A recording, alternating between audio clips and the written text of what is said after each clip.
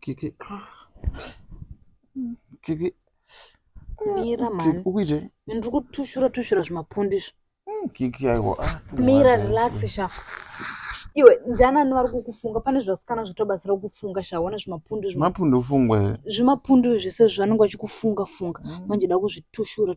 Ndozvati mapundu ufungwa. Shamwari wamanje. Ndezvawo izvozvo. Kana zvizvo ufungwa zvinambibonga. Ndiani unofunga we anokwanisa kundipa rudo kwaunondipa. Naizvoko. Rudo gwese kwaunondipa wewe ndiani anofunga wachiti anokukwanisa. Ndoguta rudo kwaunondipa gutori enough kwandiri. Zvina putitsa zvose. Tokuputitsa netumwoyo twavo. Saka ndakaparadza.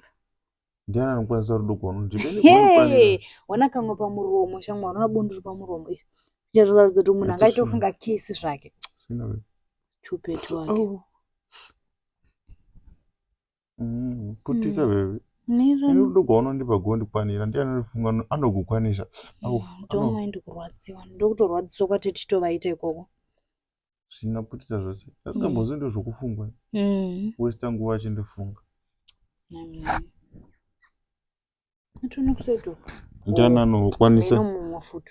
Ndiani anokwanisa kia yose yaunoita. Anokwanisa kia yose yaunoita indiani.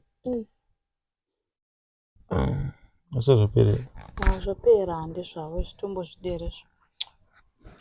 Ndiani anonifunga we. Azoti nini rudo kwaunondipa bebe vangu gondikwanira. Avazozvikwanisi zvondipa rudo rwaita segwaunondipa. Rudo gwedu hakuna anoparadzanisa sha. Ndokuda wawamdi wangu. Putitsa tumwoyo twavo. Ndokuda wawamdi wangu. Ndokudawo tete. Rudo gwedu ngakurambe kwakadaro.